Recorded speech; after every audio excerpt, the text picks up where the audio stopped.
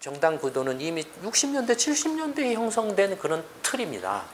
이 틀을 가지고 21세기에도 여전히 그 20세기형의 사고나 어떤 그 정치적인 어떤 그 생각을 가지고 나라를 경영하려고 하다 보니 나라가 엉망이 될 수밖에 없죠. 근데 이미 20세기 1960년대나 70년대에 이렇게 형성된 이런 정당 구도 하에서 있는 사람들은 지금 현재 기득권화되어 있습니다. 이 사람들은 스스로 절대로 물러나지 않습니다. 그래서 이 사람들이 스스로 물러나지 않으면 어떻게 해야 됩니까? 결국은 국민들이 이 사람들을 이렇게 쫓아낼 수밖에 없습니다. 근데 일반 국민들이 쫓아낼 수 있는 힘이 어디가 있습니까? 각자 개인은 힘이 없죠.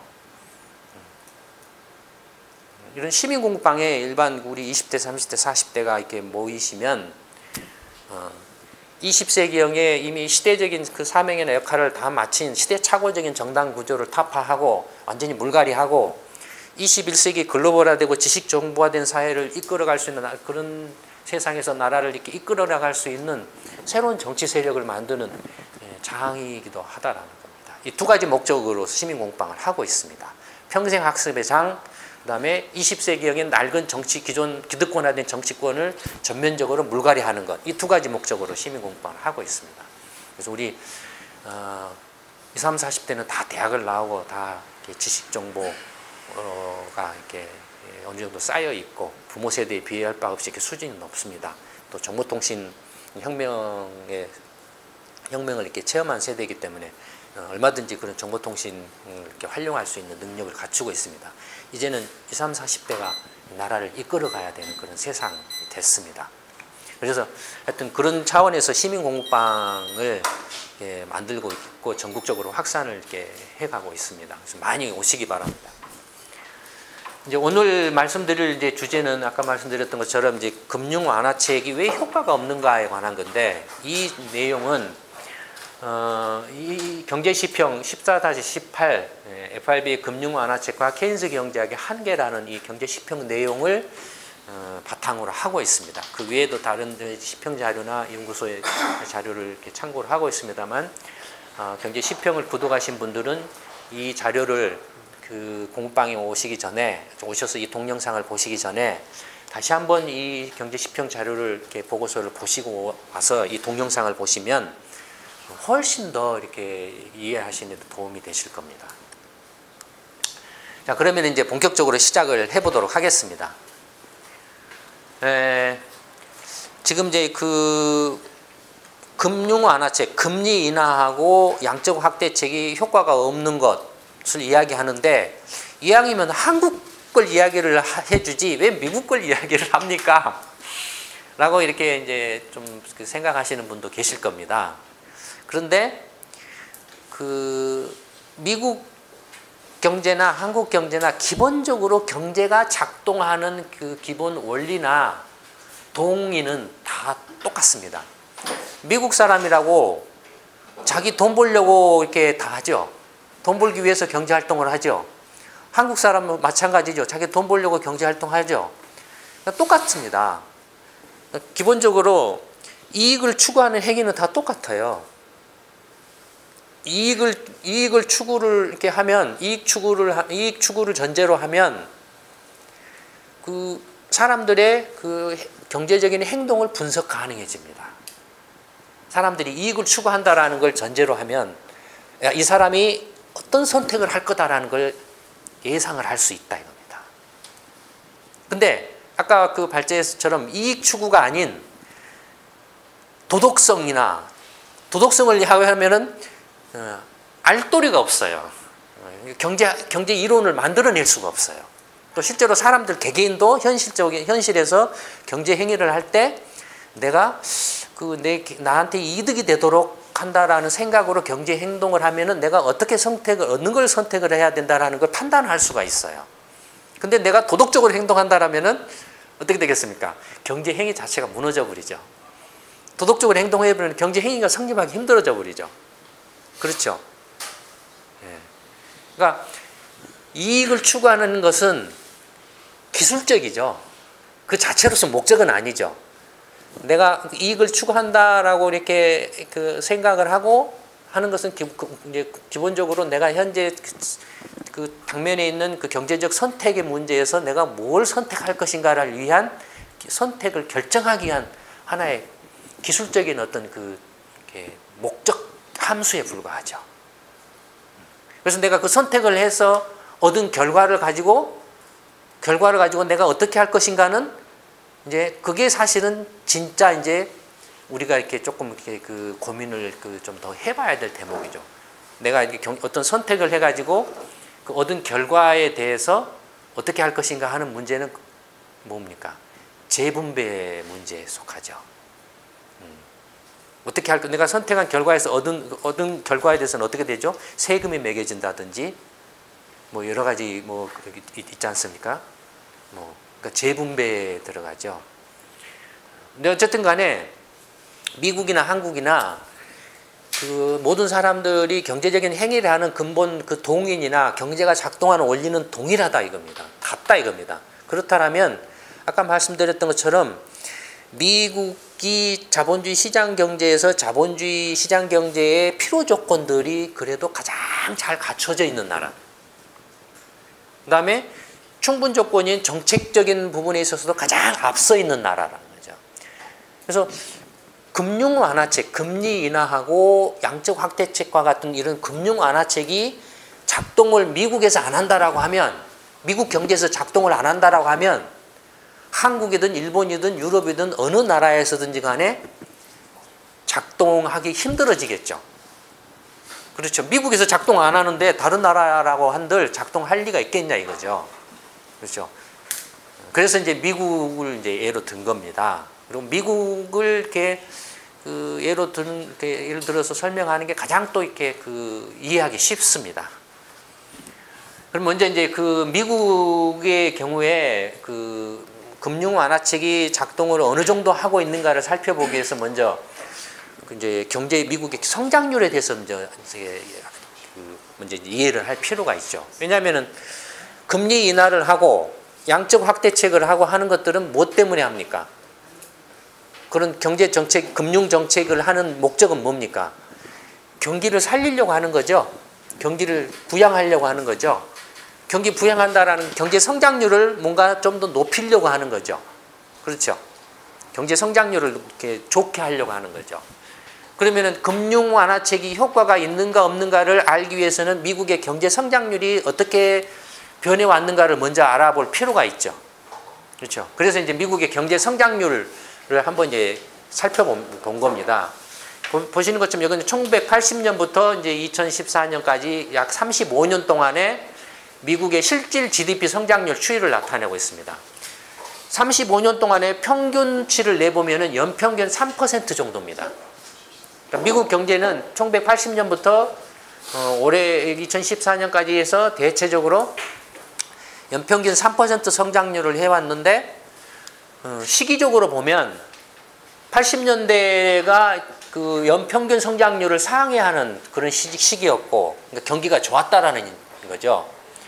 그 다음에 또 90년대 중반이, 중후반이 경기가 또 좋았고, 3%를 상회를 했고, 그 다음에 이제 2005, 6년이 또 조금 이렇게 3%를 넘어갔고, 반면에 90년에서 91년 이때는 또 마이너스 성장을 해서 그냥 경기가 안 좋았고, 2000년에서 2001년 또 마이너스 3% 밑으로 떨어져 가지고 경기가 또 안 좋았고, 그 다음에 2008년 글로벌 금융위기 이후가 또 3% 이후에는 지금 보시는 것처럼 계속 3%를 밑돌고 있죠.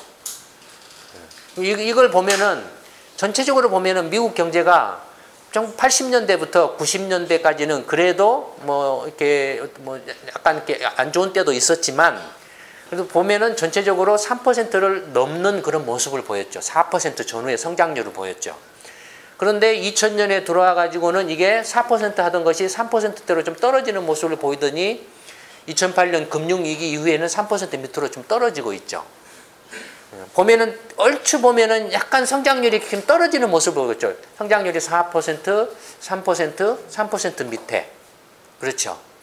특히 2008년 이후에는 이게 35년 동안에 장기간에 걸친 연평균 성장률 3%보다도 밑돌고 있다 이거죠.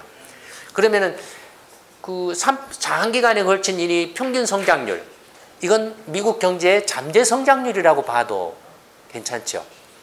장기간에 걸쳐서 미국 경제가 3%를 중심으로 해서 이렇게 왔다 갔다 하고 있다라면은 미국 경제는 장기적으로 3% 성장을 할 거다. 장기적으로 3% 성장한다라는 말은 다른 말로 잠재 성장률이 3%다라고 하는 말하고도 비슷하다, 같다라고 이렇게 말씀드렸죠. 그러니까 뭔지는 몰라도 지금 이제 미국의 성장률 추이를 보면 2008년 글로벌 금융위기 이후에는 잠재 성장률을 밑돌고 있다 이거예요. 뭔지는 몰라도. 그러면 이제 이렇게 미국의 그 경제 성장률이 2008년 금융위기 이후에 잠재 성장률을 밑돌고 있어서 특히 금융위기로 인해서 어땠습니까? 어마어마한 이제 그 경기 부양책을 동원했죠. 재정 적자 확대책, 그 다음에 제로금리 정책, 금리를 완전히 0%까지 내려버린 거죠.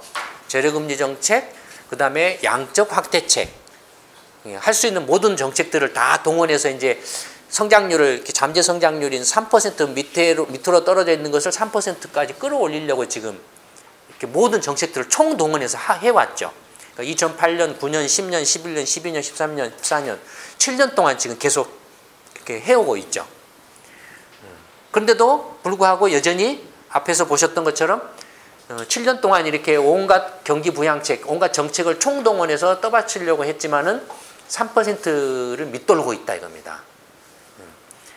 그러면 이제 미국 정부가 이렇게 경기 2008년 글로벌 금융위기 이후에 경제 성장률을 떠받치려고 이제 한 정책들을 크게 세 가지로 이렇게 나눠서, 첫째는 기준금리, 단기금리를 이렇게 낮추는 거, 금리를 인하하는 정책. 두 번째는 달러를 찍어가지고 이제 장기 국채나 이렇게 주택담보증권을 사들여서 장기 금리를 낮추는 정책. 세 번째는 미국 연방 정부가 빚을 막 내 가지고 재정 적자를 확대해서 경기를 이렇게 떠받치려고 하는 이 세 가지 정책을 이렇게 했는데, 이 세 가지 정책들이 실제로 미국 경제 성장률을 떠받쳤느냐를 한번 살펴보자 이겁니다. 첫 번째로 이제 금리 정책과 경제 성장률 간의 관계를 한번 살펴보겠습니다. 금리 정책이라는 것은 미국 중앙은행인 FRB의 이제 기준금리죠. 기준금리와 이제 경제 성장률을 이렇게 살펴보면, 보시면은 이게 이제 뭐냐면은, 이게 이제 그 진한 이게 파란색이 미국의 GDP 실질 성장률을 나타냅니다. GDP 실질 성장률을 나타내는데, 이 그래프, 이 선 그래프가 여기서는 이렇게 막대 그래프로 이렇게 바뀌어져 있죠. 그 다음에 이 빨간색은 FRB의 그 기준금리에서 소비자 물가 상승률을 제외한 실질 기준금리입니다. 실질 단기금리예요. 그러니까 실질 정책금리 또는 실질 기준금리라고 이렇게 보시면 됩니다. 두 개를 합쳐놨어요. 미국의 실질 성장률과 실질 단기 금리를 이렇게 기준금리를 이렇게 합쳐놨어요. 막대 그래프로. 왜 이걸 합쳐놨느냐? 의미는 이렇습니다. 여러분들이 사업을 한다라고 한번 생각을 해보세요. 사업을 할 때는 뭐가 필요합니까? 일단 돈이 필요하죠. 돈이 필요하죠. 내가 돈이 있으면 내 돈으로 하는데 내 돈이 없으면 어떻게 합니까? 빌리죠. 은행에서 빌려요. 은행에서 예를 들어서 5%로 빌린다고 칩시다. 그럼 내가 사업을 하려면은 적어도 이 사업에서 이익이 얼마나 나야 됩니까? 5% 이상이 나야 되죠. 5% 이상이 나야 내가 은행에서 그 빌린 돈 이자도 갚고 원금도 갚을 수 있다 이겁니다. 그리고 내 몫을 챙길 수 있다 이겁니다. 그렇죠? 은행에서 돈을 빌려주는 것은 그냥 시간 대출이죠. 은행에서 돈을 빌려주는 것은. 그러니까 결국에는 내가 사업을 이렇게 하게 되면은 내가 이렇게 해야 되는, 내가 하고자 하는 사업의 수익성은 결국은 뭡니까? 내가 얻고자 하는 이익과 은행 이자를 합한 거죠. 그렇죠. 내가 얻고자 하는 이익을 다 합치면 그게 경제 성장률이나 마찬가지죠. 그렇죠. 그다음에 은행에서 이렇게 빌린 이자를 갚아주는 거 두 개 합치는 거죠. 합쳐진 거죠. 전체로 보면은 그런 의미입니다. 이 두 개를 합쳐놓은 것. 이 두 개를 합쳐놓은 걸 이렇게 연결을 해보면 이게 선그래프거든요. 두 개를 합쳐놓은 게. 그러면은 이 빨간 것은 이제 실질 기준금리, FRB의 실질 그 단기금리, 기준금리 정고 이렇게 기준금리인데 보시면은 80년대에는 어떻습니까? 굉장히 기준금리가 높았죠. 90년대는 약간 줄었죠. 그 다음에 2000년대 들어와서는 기준금리가 거의 없어져 버렸죠. 그 다음에 2008년 이후에는 기준금리가 어떻게 됐죠? 실질 기준금리가 마이너스가 돼버렸죠. 그러니까 지금 실질 금리는 마이너스죠, 지금. 미국은. 마이너스 실질 기준금리 정책을 취하고 있는 거죠.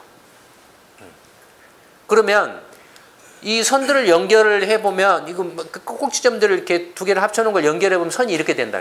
어떻습니까? 앞에 실질 GDP 성장률은 조금 이렇게 미국 경제 성장률이 떨어지고 있다라는 느낌을 쉽게 받기는 어려운데, 이런 식으로 이제 조금 한번 이렇게 변형시켜서 보면 어떻습니까? 확연하게 80년대, 90년대, 2000년대, 2008년 금융위기 이후 확 떨어지고 있죠.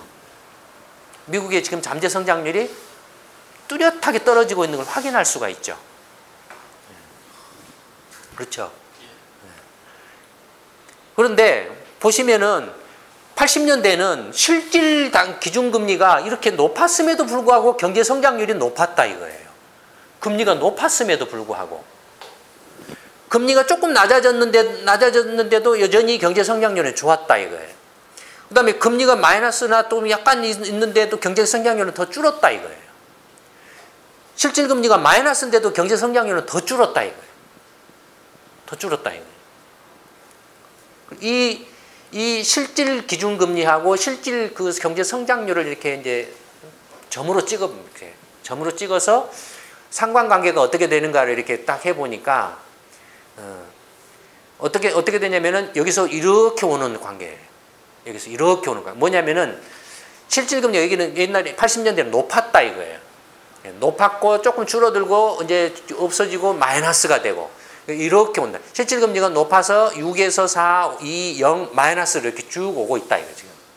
근데 그에 따라서 실질 금리가 내려가면은 금리가 내려가면은 경제 성장률이 어떻게 돼야 됩니까? 올라가야 되죠. 근데 실제는 어떻습니까 지금? 내려오고 있죠. 이건 금리 정책이 FRB의 기준금리 정책이 효과가 있다 없다? 없다라는 걸 보여주고 있죠. 효과가 있다라면 금리가 내려가면 오히려 막 이게 선이 이렇게 내려오는 게 아니라 이렇게 올라가야 되죠. 효과가 있다라면. 그렇죠. 단순히 이렇게 직관적으로 봐도 FRB가 기준금리를 이렇게 제로금리 정책을 해도 제로금리 정책을 하면은 실질금리가 이렇게 마이너스가 돼버린다. 물가 상승률만큼 마이너스가 돼버린다 이거예요. 마이너스 금리인데도 불구하고 경제 성장률은 계속 이렇게 80년대, 90년대, 2000년대 그 금융위기 전보다도 훨씬 더 안 좋다 이겁니다. 안 좋다 이겁니다. 그러면은 명백히 FRB의 기준금리 정책, 금리 인하 정책이 시간이 갈수록 효과가 없어지고 있다. 작동을 하지 않는다라는 걸 알 수 있다 이겁니다. 그러니까 FRB의 기준금리 정책은 경기 부양 효과가 거의 이렇게 없어지고 있다 이겁니다.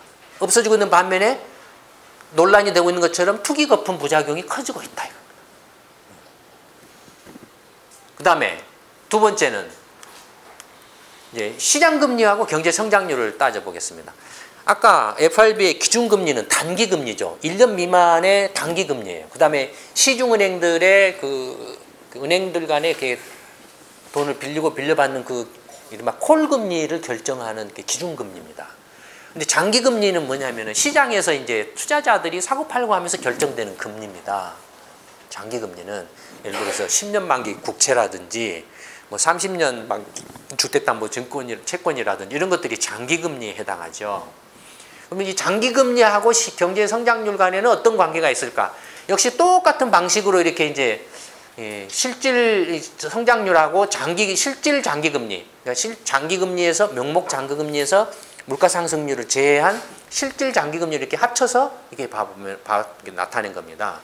보시는 것처럼 80년대에 높았고 90년대에 낮아졌고 2000년대 더 낮아지고 금융위기 때 조금 더 낮아지고 이런 모습을 보이고 있죠. 역시 실질 장기금리와 관련해서 봐도 미국의 성장 잠재력이 계속 장기금리가 하락하고 있음에도 불구하고 실질 성장률은 계속 떨어지고 있다는 거죠. 이건 마찬가지로 더욱더 아까 이 단기금리보다도 더욱더 상관성이 더 강하게 나타나고 있습니다. 장기금리가 이렇게 시간이 갈수록 최근으로 올수록 점점 이렇게 떨어져서 마이너스로 이렇게 오는, 지금 여기는 마이너스를 장기금리마저도 마이너스를 기록을 했어요. 잘 안 보이는데 마이너스를 했다가 조금 이제 플러스로 이렇게 올라오고 있는데 그냥 물가 상승률이 지금 둔화되고 있기 때문에. 근데 여튼 이렇게 장기금리가 떨어지면 만약에 장기금리가 이렇게 경기를 부양한다면 똑같이 이렇게 올라가는 모습을 보여야 되죠. 근데 더욱더 이거는 가파르게 떨어지고 있죠. 이건 뭘 말하냐면은 장기금리 하락이 장기금리가 떨어져도 경기 부양 효과가 없다라는 겁니다. 이건 역시. 장기금리가 떨어져도. 근데 장기금리는 시장에서 이제 결정하는 시장 자유금리다 이거예요. 단기금리는 중앙은행인 FRB가 결정하는 금리인데 정책금리죠. 시장에서 결정하는 장기금리를 2008년 글로벌 금융위기 때는 어떻게 해버렸죠? FRB가 결정을 해버렸죠. 그게 뭐였습니까? 양적통화학대책이죠. 양적통화학대책이라는 것은 FRB가 달러를 이렇게 찍어가지고 장기 채권, 장기 금리를 결정하는 장기 채권이 미국 국채라든지 미국 주택담보증권을 막 사재껴 버린 거예요. 사재껴 버리면 비싸게 사주면 어떻게 되죠? 수익률이 떨어지죠. 금리가 떨어지죠. 장기 이자율이 떨어지죠. 장기 이자를 그러니까 FRB가 원래는 시장에서 투자자들이 사고 팔고 해서 결정돼야 될 금리를 FRB가 이때는 경기를 부양한다라고 해서 양적 통화학 대책을 통해 가지고 장기 금리마저도 전부 이렇게 인위적으로 떨어뜨려 버렸다 이거죠. 그런데도 미국 경제는 여전히 잠재 성장률이 이렇게 떨어진 상태에서 이렇게 반등을 좀처럼 못 하고 있다 이겁니다. 그러면은 실질 장기 금리를 보면 보시는 것처럼 80년대는 실질 장기 금리가 굉장히 높았죠. 그러다가 90년대에는 조금 줄어들었죠. 장기금리가, 실질 장기금리가. 줄어들었죠. 80년대는 상당히 높았잖아요. 이게. 이 회색 막대 그래프가. 크죠? 90년대에는 좀 줄어들었죠. 2000년대에는 더 줄어들었죠. 2008년 금융위기에는 거의 없죠. 그러니까 실질 장기금리가 계속 줄어들고 있죠. 낮아지고 있죠. FRB가 이때는 인위적으로 장기금리를 끌어내린 면도 있지만 어쨌든 간에 한 35년간에 걸쳐서 보면은 이 시장의 실질 장기금리가 계속 하락하고 있다 이겁니다. 그럼 왜 실질 장기금리가 계속 하락할까요? 장기금리는 시장에서 결정되는 금리라고 그랬죠. 시장에서 금리가 떨어진다는 건 뭡니까? 돈이 넘쳐난다는 이야기죠. 돈 내주려고 하는 사람이 막 늘어난다는 거죠. 돈이 남아돈다는 이야기잖아요. 돈이 서로 막 남아돌아서 빌려주려고 하니까 내가 좀 더 싸게 빌려줄게 해서 떨어지는 거죠. 그러니까 실질 장기금리가 이렇게 뚜렷하게 하락하고 있는 추세를 보이고 있는데 그 원인이 뭘까?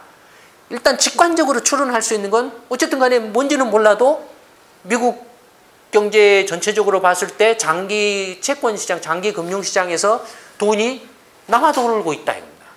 공급 과잉이 계속 갈수록 심화되고 있다 이겁니다. 뭔지는 몰라도. 그러니까 돈이 남아돈다라는 것은 뭐죠? 점점점 미국 경제가 돈놀이해서 먹고 사는 경제로 바뀌어져 가고 있다라는 이야기로도 볼 수 있죠.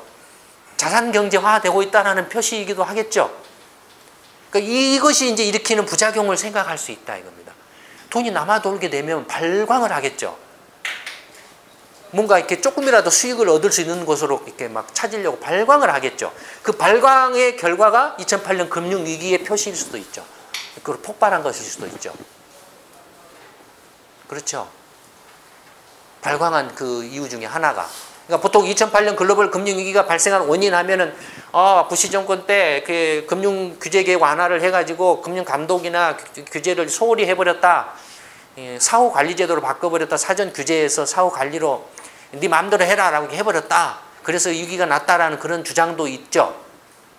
그런 주장도 있고 그거 플러스 그 외에도 방금 말씀드린 것처럼 구조적으로 뭔가 미국 경제 전체적으로 봤을 때 시간 흐름에 따라서 돈이 계속 넘쳐나 가지고 그 넘쳐난 돈들이 돈이 넘쳐나면 수익률이 떨어질 수밖에 없잖아요. 수익률이 떨어지니까 발광을 한 결과로 그것이 이제 투기 위험이다 뭐다 따지지 않고 내가 저거 하면은 돈 뭐 2%보다 5% 벌 수 있어, 10% 벌 수 있어 라고 이렇게 하다가 글로벌 금융위기 서프라임 론이 터졌다라는 거죠. 그렇게 해석할 수도 있죠. 부인할 수 없는 사실입니다. 이런 것들은 지금 한국의 상황하고도 그대로 적용돼서 이게 똑같이 지금 이렇게 설명이 되죠. 그러니까 이게 이제 그 돈이 남아도는 돈을 다 누가 가지고 있느냐가 이제 또 문제가 되겠죠. 한국은 누가 가지고 있죠? 기득권이 가지고 있죠. 극소수의 기득권이 가지고 있죠. 미국은 뭐 불평등이 심하다고 그래도 한국처럼 이렇게 엉망이지는 않아요. 미국은 중산층이 진짜로 두터운 나라입니다. 예전에 비해서 미국의 중산층이 많이 지금 좀 약화되고 있다라고 하지만 미국 중산층이 미국만큼 이렇게 중산층이 두터운 나라도 조금 이렇게 드물지 않을까 싶을 정도입니다. 그러니까 너무 미국에 대해서 잘 모르고 있어요. 미국 아무리 비싸도 그림 위에 그 언덕 위에 하얀 집에도 집값 해봐야 지가 지금 비싸다고 막 해도 부동산 투기 거품이 2008년에 꺼질 때 웬만한 일반 그 서민들이 그 구입할 살 수 있는 집값이 얼마였는지 아세요? 25만 달러요. 한국 돈으로 2억 5천만 원, 3억 원이었어요. 2억 5천에 3억 원이면 인천의 변두리죠. 미국에서는 좋은 집이죠. 중산층의 집이죠. 그런데도 거품이 꺼졌어요. 그런데도. 그러니까 너무 우리 미국을 잘 몰라요. 모르고 그냥 막 이상한 그 이야기 생각이나 이런 걸 가지고 막 해요. 미국을 제대로 알아야 미국에 대해서 우리가 뭔가 나름대로 이렇게 뭔가 이렇게 대등한 그런 걸 할 수가 있죠. 네. 어쨌든 간에 지금 장기 금리도 미국 경제 성장률을 떠받치지 못하고 특히 2008년 금융위기 이후에 더더욱더 지금 돈은 FRB가 돈을 막 찍어가지고 뿌려놨었는데 뿌려놓은 돈이 갈 데가 없다 이겁니다. 부동산 시장에는 지금 안 들어가고 있고 어디로 가죠 그 돈이 지금? 주식시장도 잘 안 가요. 거래가 없어요. 거래가 어디로 가죠? 신흥경제국이나 뭐 이런 데로 가가지고 지금 지금 이렇게 막 낑겨 있는 상태죠. 유럽이나 이런 데로 가 있어가지고 이게 빠져나와야 되나 어때야 되나 뭐 이런 이렇게 왔다 갔다 갈팡질팡 고민하고 있죠. 그다음에 FRB가 또 이제 금리나 양적 확대책을 이제 종료를 하고 기준금리도 올릴 가능성이 높아지니까 이제 골 때리겠죠. 이제 중국에 돈 넣어놓은 거 빼야 되나 말아야 되나 브라질에 돈 좀 짱박아 놓은 거 가져와 다시 빼와야 되나 말아야 되나 그 고민을 한참 하고 있는 거겠죠 지금. 뭐 그리스나 뭐 스페인이나 뭐 이탈리아 국채 사둔 거 저거 팔아야 되나 말아야 되나 뭐 그런 고민을 하고 있겠죠. 어쨌든 장기 금리, 시장 금리도 미국 경제 성장률을 떠받치지 못하고 있다라는 겁니다. 그다음에 이제 재정 정책과 경제 성장률 세 번째로 재정 정책은 이제 미국 연방 정부가 경기를 살린다라고 이렇게 빚을 막 국채를 발행해서 뭐 공공사업이나 이런 걸 뭐 도로도 짓고 병원도 짓고 학교도 짓고 막 공공사업을 해서 이제 경기를 부양한다 이거예요. 그것이 미국 경제 성장률을 이렇게 떠받치고 있느냐라고 봤을 때 이제 파란 것은 이제 미국 실질 GDP 성장률이고 이 빨간 것은 이제 그 재정 수지 적자 비율입니다. 적자입니다. 재정수지 적자 비율이죠. 거의 지금 80년대에는 재정수지 적자 비율이 5%에 육박했죠. 그러니까 재정수지 비율하면 마이너스 5%니까 적자 비율이 5%라는 거죠. 그러다가 90년대에 돌아서 클린턴 정부 마지막에는 재정 건전화가 이루어져서 수지 적자가 없어졌죠. 그러다가 다시 부시 정부 2000년 들어서 적자가 다시 이렇게 5%로 다시 복귀해가지고 그 다음에 2008년부터는 확 늘었다가 지금 이제 굉장히 빠른 속도로 이렇게 줄어들고 있지만 여전히 지금 높은 수준에 있죠. 그러니까 지금 미국 연방정부는 2008년 글로벌 금융위기 때뿐만 아니라 전부터 계속 빚을 내가지고 미국 경제를 떠받쳐 왔다라는 걸 알 수가 있죠. 계속 빚을 내서. 근데 계속 빚을 내서 떠받쳐 왔는데 보면은 이게 GDP 성장률하고 그 재정 수지 비율을 이렇게 합쳐놓은 이게 이제 선인데 이 직선 선분 그래프인데 보시면은 그나마 이렇게 재정 수지 적자 80년대 이렇게 적자를 했을 때는 이게 거의 약간 그 0%를 밑돌았던 그런 수준이었다 이거죠. 그러다가 90년 초에 걸프 전쟁 때는 좀 마이너스로 떨어졌고 이제 막 카드라든지 상업용 부동산 투기 거품이 일본발 부동산 거품 붕괴할 때 떨어졌고 그 다음에 이제 또 그 공교롭게도 90년대에는 재정수지 적자 비율이 거의 없어졌는데도 불구하고 경제 성장은 굉장히 좋았죠. 이때가 뭐였죠? 뉴 이코노미 때였죠. 신경제, IT 혁명을 주도를 했죠, 미국이. 이때 마이크로소프트도 막 대박치고 막 그랬던 때죠. 그 인텔이 뭐 그냥 대박치고 하는 그런 때죠. 그 다음에 2000년대 들어와서 다시 이제 재정 적자가 늘어나는데 성장률이 다시 툭 떨어져 버렸죠. 마이너스로. 그러다가 2008년 금융위기 이후에 이렇게 지금 재정 적자가 이렇게 폭증을 했는데도 불구하고 여전히 그 역대 수준에 비하면 굉장히 낮은 상태에 있죠. 그러니까 재정 적자를 통한 경기 부양책이 역시 마찬가지로 효과가 없다라는 걸 보여준다는 겁니다. 똑같이 이렇게 이제 재정 수지 비율하고 실질 GDP의 상관관계를 찍어보면 앞에 이렇게 장기 금리라든지 단기 금리하고 비교해 보면 단기 금리가 이렇게 되고 기울기가 0.355, 그다음에 0.47이고 굉장히 가파르죠. 근데 이 재정 수지는 0.27이니까 가장 그나마 좀 완만하죠. 가장 그 효과가 없음이 제일로 약하다라는 거죠. 근데 이것도 역시 마찬가지로 재정 적자를 많이 해가지고 그 경기를 떠받치려고 하면은 경기 GDP 성장률이 이렇게 올라가야 되는데 이것도 역시 마이너스 이렇게 떨어지고 있는 모습을 보인다 이겁니다. 이렇게 줄어들고 있는 모습을 보인다 이겁니다. 그러니까 재정 확대책이 경기 부양 효과보다는 어떤 결과를 냈냐면은 정부 채무 폭증의 부작용이 더 크다라는 거죠. 경기 부양 효과는 미미한 반면에 재정 확대책으로 인해서 정부 채무만 이렇게 폭증해버리는 그런 상황이 벌어지고 있다는 거죠. FRB가 기준금리를 낮추고 양적 통화 확대책을 통해서 장기 금리를 떨어뜨리면은 결과적으로 그것은 경기 부양 효과보다는 투기 거품을 일으켜버리는 부작용을 낳았고 재정 확대책을 통해서 이렇게 그 경기를 떠받치려고 하다 보면은 경기 부양 효과보다는 정부 채무가 폭증을 하는 그런 부작용을 낳고 있고 이런 상황이 벌어지고 있다는 겁니다. 문제는 이제 그러면 왜 효과가 없냐라는 겁니다. 금융 완화책이든 재정 확대책이든 어쨌든 간에 자본주의 시장 경제 대표라고 할 수 있는 미국 경제에서 효과가 없어요. 왜냐하면 지금 FRB가 금리를 낮추거나 또는 그 달러를 찍어가지고 통화량을 늘려서 공급을 늘려서 장기 금리를 떨어뜨리는 것은 뭡니까?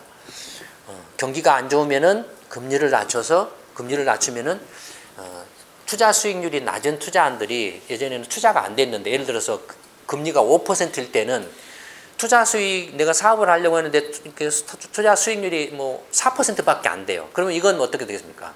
돈을 못 빌리죠. 돈 안 빌려주려고 하죠.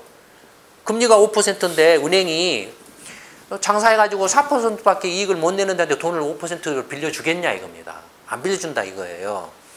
근데 이제 경기가 안 좋아가지고 FRB가 5%는 기준금리를 0%로 내려버렸다 이거예요. 그러면은 4%는 어떻게 됩니까? 사업수익. 빌려줄 수가 있게 되죠. 4%뿐만 아니라 2%짜리도 빌려주죠. 1%짜리도 빌려주죠.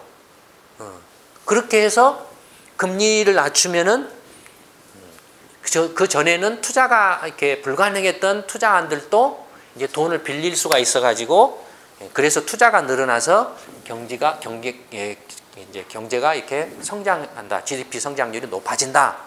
이게 이제 케인스 경제학의 이제 이야기입니다. 금융시장에서의 이야기죠. 그런가 하면은 경기가 안 좋으면 정부가 빚을 잠시 내가지고 국채발행해서 빚을 내가지고 사업을 벌린다 이거죠. 사업을 하면은 거기에 고용이 늘어나죠. 고용이 늘어나면은 거기서 이제 월급을 받아가지고 월급 받은 사람들이 그걸로 소비를 한다. 그래서 경제가 이렇게 성장을 한다 이거죠. 그게 이른바 이제 이쪽 투자 시장, 저축 투자 시장에 관한 이야기입니다. 이게 케인스 경제학의 이제 기본 이제 원리입니다. 근데 지금 앞에서 보셨던 것처럼 금리를 내리건 단기 금리건 장기 금리건 내려도 정부가 빚을 내 가지고 경기 부양을 해서 재정 적자 확대 사업을 해도 미국 경제 성장률이 안 높아지고 있죠. 오히려 갈수록 떨어지고 있죠.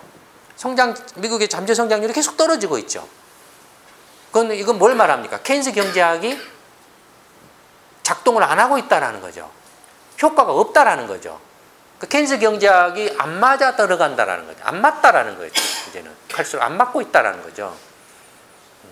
그러면 왜 케인스 경제학이 그 효과가 없어져 버렸나? 케인스 경제학은 중앙은행의 금리 정책이나 통화 정책 또는 중앙 정부의 재정 정책은 경기를 살리는 효과가 있다라는 주장을 하고 있거든요. 그런 주장이거든요. 근데 실제로는 확인해 본 것처럼 효과가 갈수록 없어져 가지고 거의 효과가 없어져 버려요. 없어지는 그런 모습으로 나타난다. 그러니까 케인스 경제학이 지금 이제 한계 부딪혔다라는. 근데 케인스 경제학의 그 대척점이 있는 게 무슨 경제학이라 그랬습니까? 이른바 신고전파 시장주의 경제학이라고 그랬죠. 시장주의 경제학은 신고전파 경제학은 정부가 중앙은행이 아무리 무슨 금융정책을 하고 통화정책을 하고 또는 정부가 아무리 재정 확대 사업을 해도 경제 성장률에 영향을 미치지 않는다라는 게 이 시장경제론자 신고전파의 주장입니다. 왜 효과를 미치지 않느냐?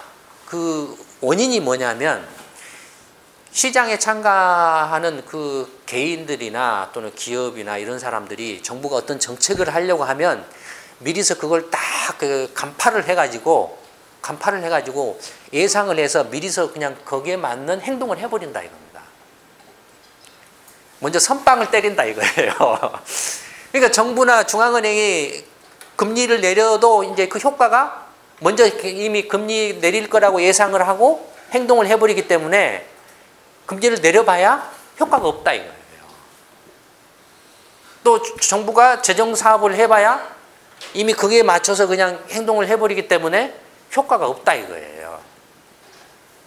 이런 것을 이제 그 신고전파에서 주장하는 그 논건데 이게 이제 이렇게 사람들이 미리서 이렇게 딱 행동을 보고서 정부가 어떤 행동을 할 것인가를 보고서 미리서 선택을 해버리는 어떤 결정을 해버리는 그래서 정부 정책이 무력화되는 효과가 없는 그런 것을 설명한 모델이 합리적 기대 가설입니다. 합리적 기대 가설이라는 게 굉장히 생소하고 난해한 것처럼 이렇게 생각하실지 모르지만 그렇지는 않습니다. 여러분들도 실제로 거래할 때 어떻게 하시죠? 주식 살 때 또는 부동산 같은 거 거래할 때 어떻게 하죠? 다 이게 자기 나름대로 이렇게 통밥 때리죠. 야, 저거 올라갈까 내려갈까? 저거 정부가 이렇게 금리 정책을 이렇게 하면은 저 부동산 값이 올라갈까? 올라갈 것 같은데 내가 지금 지금 사둘까? 뭐 팔까? 이런 것 자체가 이미 정부 정책을 무력화시켜 버린다라는 겁니다. 이런 행위 자체는 지금 일상적으로 하고 있죠, 다들. 이게 합리적 기대 가설이에요. 사람들의 그 행위를 경제적 행위를 이렇게 설명해 주는 그런 모델이에요. 이 가설을 바탕으로 해서 그 신고전파 경제학이 이제 정보 중심과 그리고 그 정보와 관련해서 이제 굉장히 급성장을 한다, 아주 급속도로 발전을 하죠. 근데 어쨌든 합리적 기대 가설이 이게 왜 나온지는 1960년 초에 나왔습니다. 이론이. 그럼 그때부터 벌써 이렇게 정부 정책이 효과가 없어야 되는데 예전에는 효과가 있었다 이거예요. 왜 그럼 최근으로 올수록 효과가 없어져 버리느냐? 그럼 뭔가 합리적 기대 가설과 관련돼서 뭔가 그게 원인이 있지 않느냐라고 생각해 볼 수 있다 이겁니다. 무슨 이야기냐면 60년대, 70년대, 80년대까지만 해도 일반 개인들이나 기업이 정보를 쉽게 얻을 수가 없었다 이겁니다. 정부나 중앙은행이 어떤 정책을 할 것인가를 쉽게 간파하기가 어려웠다라는 거예요. 왜냐하면 그때는 말을 안 했어요, 중앙은행이. 금리를 내릴 거다, 올릴 거다 이런 말을 일체 안 했어요. 그 다음에 금융 정책을 하고 나면 금융 정책 회의 결과도 일체 공표를 안 했어요. 90년대 들어와서 이제 금융 정책하고 나면 한국은행이 금통위 하면은 우리 금통위에서 이런 회의했습니다. 회의록을 발표를 90년대 이후예요. 그러니까 도대체 저 사람들이 모여가지고 뭔 이야기를 했는지를 알 수가 없는 거예요. 그래서 그때는 무슨 이야기가 있었냐면 정책 효과가 있으려면 몰래 충격적으로 해야 된다. 꼭 이렇게 아무도 예상치 못하는 순간에 빡 하고 때려야 된다 이거예요. 톡박치지 못하도록. 그래야 효과가 있다 이거예요. 금리를 올리든지 내리든지 돈을 풀든지 쭉 이렇게 거두든지 또는 재정사업을 하든지 말든지 이런 것도 기습적으로 해야 된다. 허를 찔러서. 그런 주장까지 있었어요. 근데 시대적으로 보면 60년대, 70년대, 80년대만 해도 정보통신혁명, 인터넷이 있었습니까? PC가 있었습니까? 뭐가 있었습니까? 일반 개인이나 사람들이 이렇게 정보를 접하기가 무척 힘들었죠. 그러니까 합리적으로 그런 기대가설처럼 이렇게 행동을 하려고 해도 할 수 있는 형편이 못 됐겠죠. 근데 90년대부터 이제 정보통신혁명이 일어나가지고 인터넷이나 PC가 막 보급되고 막 지금 스마트폰까지 이렇게 돼서 그냥 길거리 가면서도 막 이렇게 한다 이거예요. 이런 것들이 이제 정부가 또는 중앙은행이 어떤 정책을 한다라고 했을 때 저 사람들이 이렇게 한다라면 이런 결과가 나올 거야. 그러면 나는 이런 선택을 해야 되지 하고 해서 이른바 합리적 기대 가설에 의해서 그런 정부나 중앙은행의 정책이 무력화되는 가능성이나 확률이 더 훨씬 높아져 버립니다. 예전에 비해서. 그래서 점점 최근으로 올수록 이런 중앙은행의 금융 완화책이나 정부의 재정 확대책이 경기 부양 효과가 경제 성장률을 떠받치는 효과가 없어져 버리는, 낮아지는, 떨어지는 그런 게 아닌가라고 저는 지금 추론을 한다 이겁니다. 한 가지 가설로서. 네. 자, 그러면은 마지막으로 남은 건 그러면 어떻게 하느냐라는 거죠. 마지막으로. 그러면 어떻게 하느냐. 어떻게 해야 될까요? 어떻게 될까요? 말씀드렸던 것처럼 아까 이제 서두에 말씀드렸던 자본주의 시장 경제가 건전하게 지속 가능한 발전을 하기 위해서는 먼저 자본주의 시장 경제의 그 기본적인 필요 조건으로서의 룰이 제대로 확립이 되어 있어야 돼요. 그러니까 자유롭고, 그다음에 뭐죠? 공정하고, 그다음에 자기가 책임을 지고, 그다음에 모든 사람들에게 정보가 차별 없이 골고루 공유가 되고 정보 효율적이어야 되고 이 네 가지 조건을 갖추는 룰을 만들어야 되는. 이 룰을 만들려고 노력을 한다. 어떤 금융위기가 발생하고 대공황이 발생하고 하면은 이런 룰들을 다시 이렇게 학습을 해서 정비를 한다 이거예요. 그런 룰들을. 지금도 2008년 금융위기 이후에 2010년에 미국에서 무슨 법을 제정했죠? 도트-프랭크법이라는 이른바 이제 금융 위기로부터의 교훈을 얻어서 다시 이런 위기가 재발하지 않도록 새로운 룰을 정비하는 법을 만들었다 이겁니다. 도트 프랭크. 그래서 그 중에 대표적인 게 뭐죠? 볼코 룰이라는 게 있죠. 그런 걸 했다 이겁니다. 그러니까 이런 것들을 했는데 그 문제는 뭐냐면은 필요 조건을 이렇게 정비를 한다라고 해서 필요 조건 정비를 실제로 하고 있고 또 정비를 한다라고 해서 그 금융 정책이나 또는 재정 정책이 그 이제 다시 경기 부양 효과나 경제 성장률을 떠받친 효과가 살아나느냐 그거하고는 조금 관계가 없다 이겁니다. 문제는 이제 중요한 건 이 충분 조건이다. 요컨대 그 지금 그 케인즈 경제학에 입각한 경제 정책이 지금 이제 무력화되고 있다. 이른바 합리적 기대 가설이 점점점 더 힘을 발휘를 하고 있다. 라고 한다라면 정부나 중앙은행이 어떤 정책을 하는 게 효과가 없다라고 하는 것에 대해서 다시 한번 생각을 해볼 필요가 있다. 효과가 없는 걸 무리하게 해서 부작용만을 효과가 없는데 굳이 남는 것은 부작용뿐이다 이거예요. 그럼 안 하는 방법은 없냐라는 거죠. 그렇잖아요. 그 다음에 사람의 문제. 그러니까 말하자면 정책 역량의 문제죠. 정책의 전문성의 문제죠. 이 이야기는 굉장히 길고 조금 이렇게 그 전문적인 그런 부분에 들어가기 때문에 그리고 정말로 이 부분에 관해서 이게 핵심이긴 하지만 이 핵심은 제가 여기서 다 설명을 해드릴 수는 없습니다. 그냥 어느 정도 저는 입장을 정리를 한 상태에 있습니다. 이 제가 정리한 입장은 나중에 우리 20대, 30대, 40대가 전국 각지의 그 시민공방을 개설하고 그 시민공방에 모여서 이른바 21세기를 이끌어갈 수 있는 새로운 정치 세력으로 부상해서 20세경의 기존 새누리당이나 새정년 등 기존 정당들을 전부 물갈이해서 정권을 잡아서 정말로 새로이 이제 나라를 이끌어갈 때 그때 제가 그걸 이렇게 공개를 하겠습니다. 오늘 그 인천 남동 시민공부방에서 세 번째 동영상 강의를 했습니다. 세 번째 동영상 강의는 이걸로 마치도록 하겠습니다. 고맙습니다.